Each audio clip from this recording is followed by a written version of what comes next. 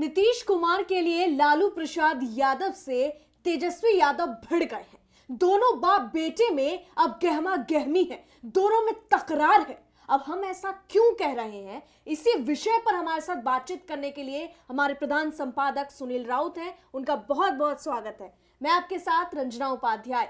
सबसे पहला सवाल सर आपसे यही है कि तेजस्वी यादव, लालू प्रसाद यादव, ये बाप बेटी की जोड़ी एक ऐसी जोड़ी है कि कभी टकरार की खबरें ही नहीं आई।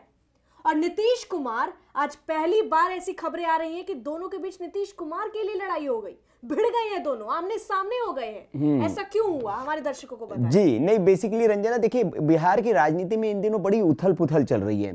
कल का दिन तो बड़ा गहमा गहमी वाला रहा। मीडिया कयास निकालती रही, कयास लगाते रहे, क्योंकि खबरें कुछ कल हैपनिंग ही कुछ ऐसी हुई।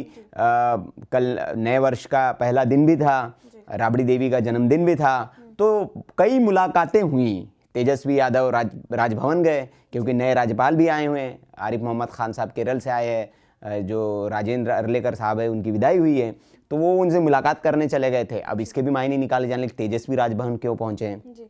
नीतीश पहले गूगली फेंक ही रहे, उधर नीतीश की ओर से आ ही रहा है। फिर आरिफ मोहम्मद खान लालू आवास चले गए।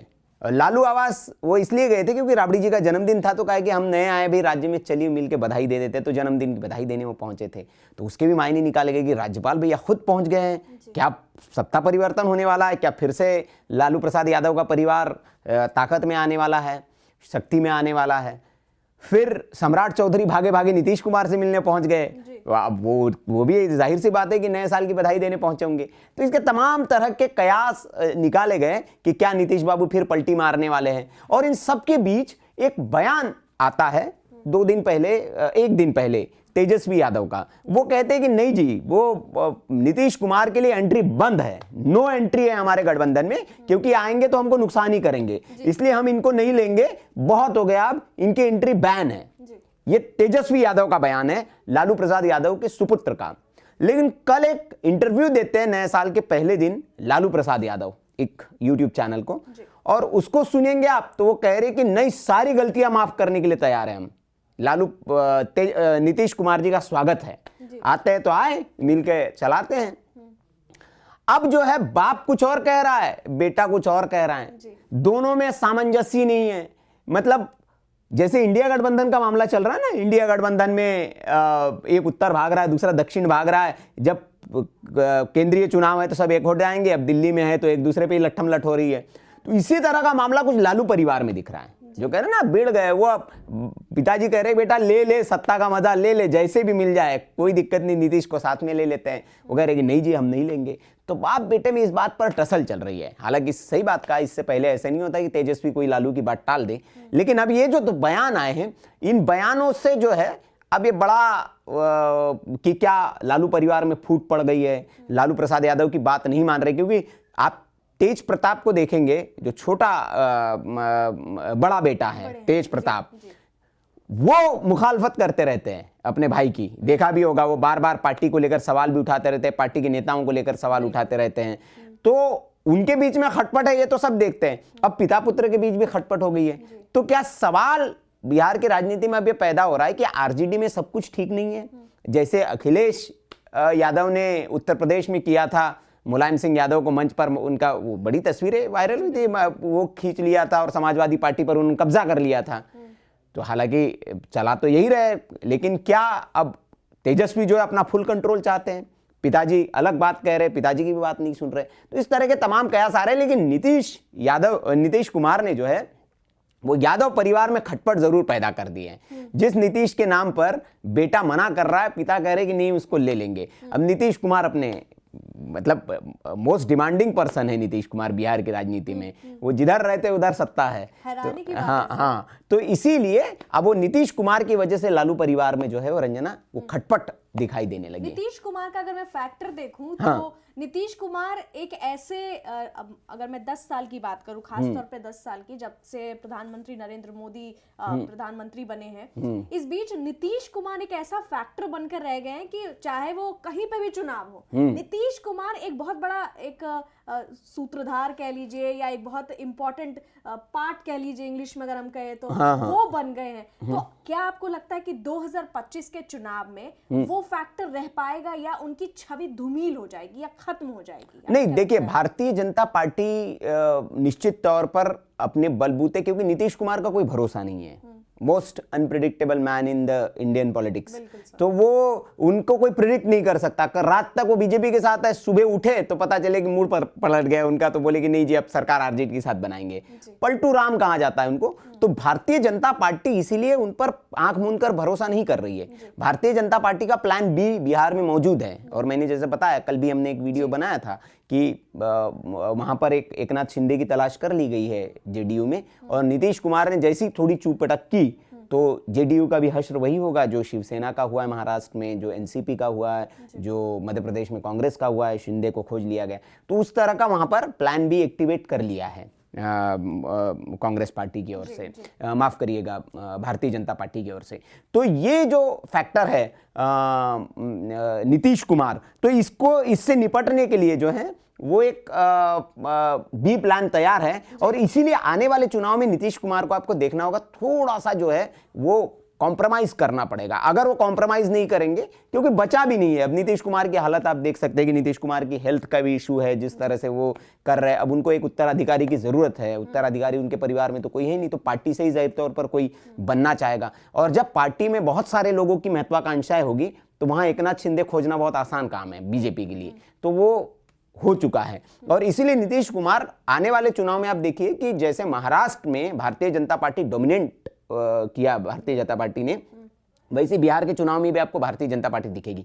कुछ दिन पहले का अमित शाह का बयान इसी की ओर इशारा है। अमित शाह ने कह ही दिया है, जब उनसे पूछा गया कि क्या भाई नीतीश के नेतृत्व में लड़ेंगे, तो उन्होंने गोलमोल सा एक जवाब दे दिया, ना हाँ कहा ना कहा, तो एक इशारा भी है एक तरह से। हाँ, मेरा एक सवाल आपसे ये भी रहेगा सर कि अगर हम तेजस्वी यादव की बात करते हैं तो मैं बस एक आकलन के हिसाब से जानना चाहूंगी, मुझे लगता है दर्शक भी ये जानना चाहेंगे कि क्या आप मानते हैं कि तेजस्वी यादव, लालू प्रसाद यादव और तेज प्रताप यादव, इनमें से अगर मैं प्रभावशाली एक छवि के रूप में देखूं, एक नेता के रूप में देखूं बिहार के लिए और आरजेडी के लिए खुद, तो क्या तेजस्वी यादव में ज्यादा वो पोटेंशियल आपको नजर आता है काम करने को लेकर, और वो सीरियसनेस जो एक होनी चाहिए, एक नेतृत्व का होना चाहिए, वो तेजस्वी में ज्यादा लगता है कंपेयर टू लालू प्रसाद यादव और तेज प्रताप यादव की तो मैं क्या ही बात करूं, लेकिन लालू प्रसाद यादव की मैं बात करूं। नहीं, ये तो लालू प्रसाद यादव की राजनीति को समझने के लिए उन्हें आपको पढ़ना पड़ेगा। हार्वर्ड में पढ़ाया जाता है लालू प्रसाद यादव की राजनीति को, हार्वर्ड में बच्चों को पढ़ाया जाता है। तो लालू प्रसाद यादव आप देखिए, एक चरवाहा, एक गरीब परिवार का लड़का, वो राजनीति में आता है, आंदोलन करता है, एक जाति की राजनीति के सहारे राजनीति के उस फलक पर पहुंचता है कि देश के रेल मंत्री भी रहे। भला ही वो रेल का कबाड़ बेचकर उन्होंने रेल को प्रॉफिट में ला दिया, लेकिन रेल को एक कागजों में तो प्रॉफिट में ला दिया ना आपने, तो उसी थ्योरी को पढ़ाया जाता है उनकी। तो लालू प्रसाद यादव और तेजस्वी यादव की कोई बराबरी नहीं है। लालू प्रसाद यादव की राजनीति को के मतलब एक समझ लीजिए कि नाखून के बराबर भी राजनीति के न कर पाए। तो लालू प्रसाद यादव राजनीति के भलाई, उन पर भ्रष्टाचार के आरोप है, जेल में भी गए, चारा चोर उनको कहा जाता है, लेकिन उनकी राजनीति जो उन्होंने की गरीब गुरबों की, और जब मंडल कमंडल वाली जब सियासत चल रही थी, तो वो राजनीति के जो बड़े नेता कुछ भारतीय राजनीति के अगर चिन्हित किए जाए तो उसमें लालू प्रसाद यादव का भी एक नाम है। तो उनकी तेजस्वी से कोई कंपैरिजन उनका नहीं हो सकता। रंजना, ठीक है, बहुत बहुत धन्यवाद आपका इस जवाब के लिए, क्योंकि मैं उनके बयानों के हिसाब से पूछ रही थी, क्योंकि अभी नीतीश कुमार की एक तरफ लालू यादव कह रहे हैं आने के लिए, तेजस्वी कह रहे हैं नहीं। ये देखिए, मैं इसका भी डिकोड कर दूं आपको कि बेसिकली क्या है कि लालू प्रसाद यादव जानते हैं कि राजनीति जो है वो अपॉर्चुनिटिस्ट लोगों का एक क्या कह सकते हैं हम, मेला है। और देख ही रहे हैं आप, जहां मौका मिले वहां चौका मार दीजिए आप। विचारधारा कोई मतलब नहीं रखती है मैक्सिमम पार्टी में। आप देखिए, शिवसेना और कांग्रेस का कभी गठबंधन होगा ये किसी ने सोचा था? भारतीय जनता पार्टी महबूबा मुफ्ती से मिलेगी ये किसी ने सोचा था? लेकिन राजनीति में सब कुछ संभव है, मौके पर चौका मारा जाता है। जहां जरूरत जैसे वैसे आप मोल्ड हो जाते हैं। अजीत पवार पर आप बयान देते रहिए कि भ्रष्टाचारी आदमी है, करप्शन उसने किया है, लेकिन जब जरूरत पड़े तो अजीत पवार के साथ भी आप सरकार बना लेते हैं, उसको भी आप सत्ता ले लेते हैं। आप आरोप लगाएंगे कि भैया ये नेता बहुत करप्ट है, लेकिन कुछ दिनों बाद वही आपके पार्टी में आ जाता है। ठीक है। शिंदे महाराष्ट्र में जो पूर्व मुख्यमंत्री है, जो सांसदी का चुनाव भी अभी जिनको लड़ाया था राज्यसभा सांसद, जो पूर्व चौहान साहब, कितने आरोप उनके ऊपर लगाए, बाद में भारतीय जनता पार्टी में है वो। तो राजनीति में जो है कुछ भी, तो लालू यादव ये जानते हैं, इसलिए उन्होंने कहा कि ठीक है भाई, कोई नहीं, हम गलतियां माफ कर देंगे, सत्ता तो मिल जाएगी। फिर भारतीय जनता, भारतीय जनमानस जो है उसकी स्मृति बहुत छोटी है, बहुत जल्दी वो भूल जाते हैं। तो ये भी भूल जाएंगे, फिर हम कुछ चुनाव से पहले कुछ 2-4 ऐलान कर देंगे, घोषणा कर देंगे, महिला सम्मान टाइप की योजना ला देंगे, तो कहेंगे कि जी हम आए, देखिए हमने कर दिया। तो ये लालू यादव ये जानते हैं, ये बच्चे हैं अभी जो उनके सामने, ऑब्वियसली बच्चे ही है लालू यादव के, तो वो राजनीति में वो नहीं समझ पाएंगे चीजें। ये वैसे जनता के बीच बड़े बनने की कोशिश कर रहे हैं कि नहीं जी देखिए हमने समझौता नहीं किया, हमने नहीं लिया नीतीश को।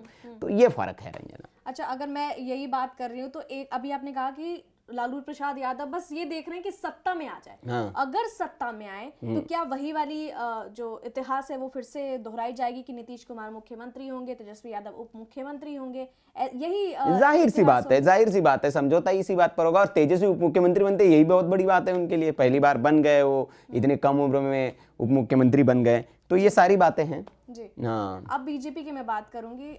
बीजेपी में आपको कौन सा एक बड़ा चेहरा नजर आ रहा है कि अगर बीजेपी अकेले मैदान में उतरती है तो वो 2 या 3 चेहरे कौन होंगे जिसके ऊपर मुख्यमंत्री के तौर पर बीजेपी खेल सकती है? ऐसा कोई चेहरा आपकी ज़हन में आ रहा है? भारतीय जनता पार्टी, एक तो वहां पर पहली बात यह है कि किसी चेहरे के दम पर नहीं जाएगी, ये गलती नहीं करेगी क्योंकि वहां कोई ऐसा बड़ा चेहरा है नहीं।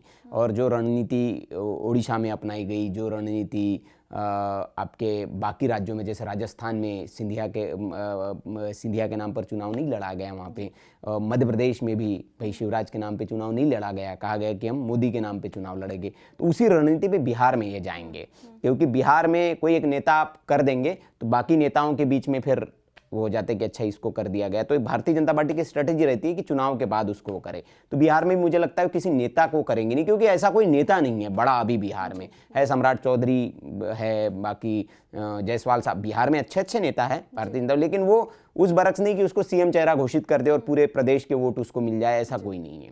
मेरा आखिरी सवाल होगा, मौजूदा समीकरण को देखते हुए आपका क्या आकलन है, आप क्या कहेंगे जो मौजूदा समीकरण है बिहार के?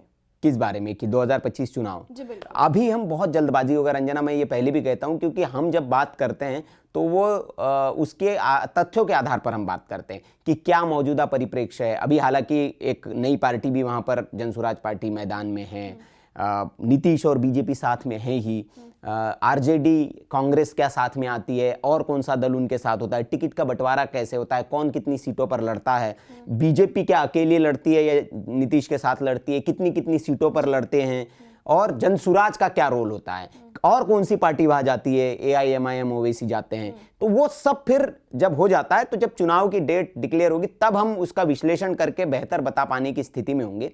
आज की तारीख में अगर देखें तो मैं फिर ये कह रहा हूं कि मुझे लगता है कि बिहार में आप देखेंगे कि महाराष्ट्र की तरह ही एक योजना जो है, चुनाव से पहले 2-3 योजनाएं लाएगी भारतीय जनता पार्टी, और उस पर दाव खेलकर चुनाव में वो जाना चाहेगी। तो ये एक प्रेडिक्शन मैं कर रहा हूं कि वहां पे भी आपको इस तरह की योजना देखने को मिलेगी बहुत जल्द। बीजेपी ने पकड़ लिया है कि इससे कामयाबी तो महिलाओं को अगर साधना है तो उनके खाते में पैसे डालिए, चुनाव जीतिए। जी बिल्कुल, आपका बहुत बहुत धन्यवाद। और जाते जाते दर्शकों को भी जानकारी दे दूं कि ये जो मकर संक्रांति का समय होता है, ये नीतीश कुमार का फेवरेट बन गया है। इसी दौरान वो उल्टा पलटा होता है, इसी दौरान वो पलटी मारते हैं। ये ज्यादातर जो इतिहास में है वो देखा गया है, राजनीतिक इतिहास की मैं बात कर रही हूँ। और बिहार के लोगों के लिए खरमास का समय है ये। खरमास में नीतीश कुमार पलट जाते हैं, ऐसी भी एक बात कही जाती है। लेकिन यहीं पे हम विराम डालते हैं और इसके साथ ही आपके लिए एक सवाल छोड़ जाते हैं कि नीतीश कुमार को लेकर आप क्या कुछ सोच रहे हैं, और जो भी विश्लेषण सर ने अभी किया और जो बातें आपको बताई उस पर आपकी क्या राय है। हमारी जो विश्लेषण हमने किया और जो हमारी बातचीत है उस पर आपकी क्या प्रतिक्रिया है, राय जरूर दें कमेंट में। और फिलहाल के लिए धन्यवाद, शुक्रिया।